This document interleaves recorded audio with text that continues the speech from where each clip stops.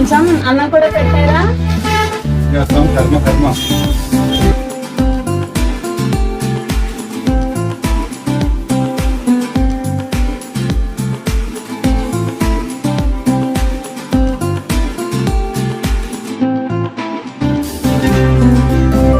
ఏం కావాలి?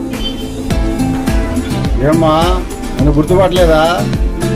మీకు పెళ్ళైన కొత్తలో 10 ఏళ్ల పాపనే మీ దగ్గర విడిచి వెళ్ళాను. ఆ పాప ఇప్పుడు ఎలా ఉంది?